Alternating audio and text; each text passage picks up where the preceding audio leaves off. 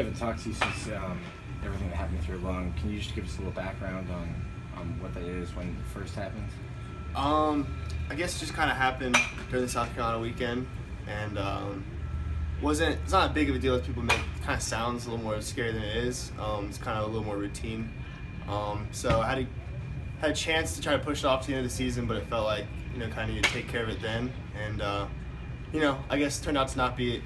The surgery went really well, and I was ready to go in Omaha. So I was kind of bounced back pretty quick, and then I was able to kind of spend the summer here and gain the weight back that I lost, and get bigger and stronger. So it kind of hopefully it turns out to be a little bit of a blessing in disguise in the end.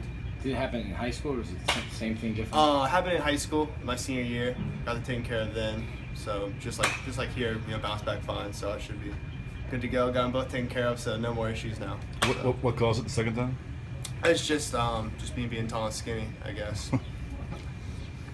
No one feels bad for you. What did you take away from your freshman year? Getting start on the road in Jacksonville and that kind of environment. Yeah, I think it's nice to get a lot of those nerves out. I guess in games like at Florida State and at Jacksonville, where there's a lot of people there. So I think that kind of prepared me just for hopefully pitching a little bit more in the SEC this year. Those types of environments, and I was able to learn a lot from the guys that left. I mean, we had some really good older guys, AJ and Logan and Dane and Sean and Kirby and Scott, and even Frank's back this year. So just kind of be able to pick up little things from each one of those guys and, pick their brains about what Sean did with his slider and how Logan threw his changeup and, how Dane got his fastball command better. Just kind of pick up little tips from each one of those guys was pretty cool. How does it feel knowing you're going to be filling their shoes come this season? I mean, it's big shoes to fill, but it's exciting. I mean, those were hardworking dudes, so they kind of set a precedent, which is, you want a little bit of pressure. I think that's kind of pushes you to be better than you could be without it, so I think it's exciting. On the whole, how ready is this pitching staff to replace those guys?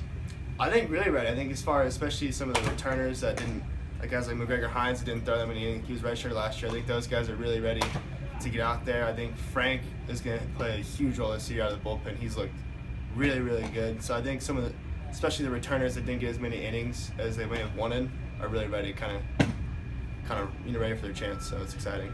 The front end with you, Alex, and Brady looks set. Last year the bullpen was so great with Sean and Kirby.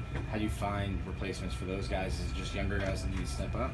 Yeah, like I said, I think guys like McGregor's a returner. I think Frank will pitch a bunch, and I think it's hard exactly to say. We just started throwing in the inner squad, so some of the freshmen, but it looks like Baker's going to be pretty tough on lefties this year, so that's exciting. I think guys like Dyson and Nate Brown look like they got a pretty good idea what's going on. I mean, pretty much all the freshmen, it's pretty nerve-wracking, to be honest, when you first step out there. I could give a 5 in my first outing in the fall, so you don't really know until we kind of get more in the scrimmages, and especially once they get out in a real game. But I think the freshmen look, for the most part, pretty.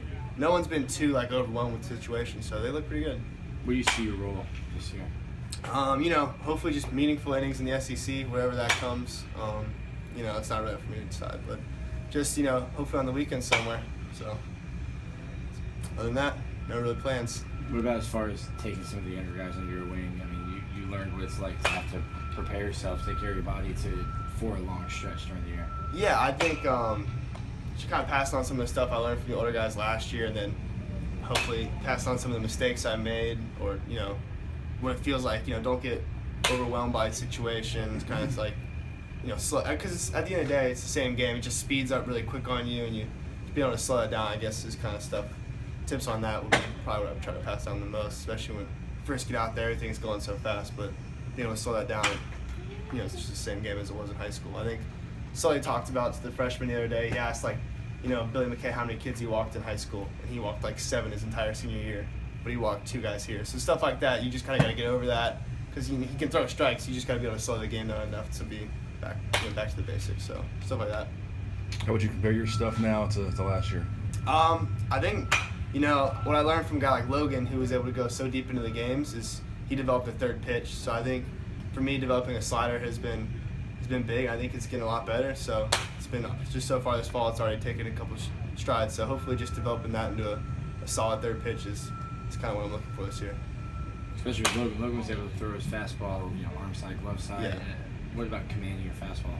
Yeah, that's in high school you get used to just throwing strikes down the middle, and that's not the. I learned really quick here in scrimmages last fall. That's not the case. So being able to command the ball, especially throwing inside, because that's not something you really did that much previously. I think Logan could really throw the ball inside, especially to lefties, and that was something I think that really is able to, his off speed looked that much better because they're just trying to cheat to that inside fastball. So being able to command my fastball on both sides has been, I think it's getting better, and a lot of it's just trying to keep my head, solid, but it means like I work with that kind of stuff, so it's been getting better.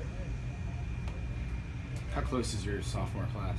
You played a lot last year. Yeah, really close. I think, I came in late, so they were all here for the summer B, and then I came in August, but, a bunch of good dudes, and it was like I was there for a week, and I was already like, I didn't skip a beat with them, so they're a bunch of, it's easy to get along with guys like Deacon and Indy, and they have huge personalities, and Brady's easy to get along with, and all of them, and so I think we're a pretty close group, but at the same time, I think the team is close too. It's not like a sophomore clique. I think JJ lives with Indy and JJ and Nick Horvath live with Indy and Deacon, and I live with Mark, and he's older, so I think the older guys and young guys, we get along pretty well.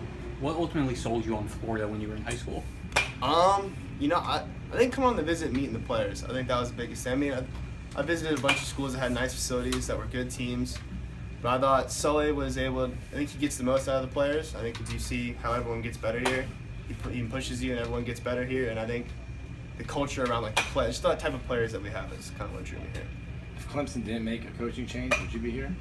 No, I mean, I guess not, because I wouldn't have been released. But, I loved Coach Leggett, and him and Sully are obviously really good friends. So I think, turned out to be a little bit of a blessing in disguise. I think Coach Leggett's an awesome dude, and hope the best for him. But, turns out, worked out pretty well, and I'm glad he was able to, I had that connection with Sully too, so that was pretty cool.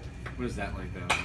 You have your plan set, everything's ready to go, and all of a sudden it changes, and you're back on the market. Yeah, that was kind of crazy at the end of right at the end of my senior year, because I kind of had everything, I have everything planned out. I've been committed since I was a sophomore, so 2 years I knew exactly what I was doing, exactly where I was going. But my parents were really awesome about it. They made me take some time. I took a couple visits, and I think the Florida kind of found itself out, and it worked out really well. I think the Sully and Leggett connection was really cool for me, so that's what kind of sold me, but made everything a little bit easier. What was your favorite color? Yeah, I guess so.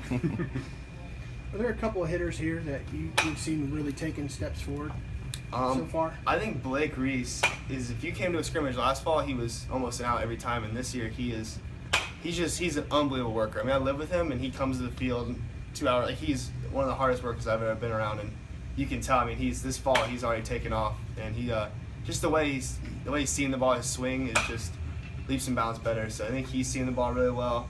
I think Danny Reyes is another guy who struggled a little bit last fall, but he's really seeing the ball well this fall. So those two returners, I think, have taken some big strides.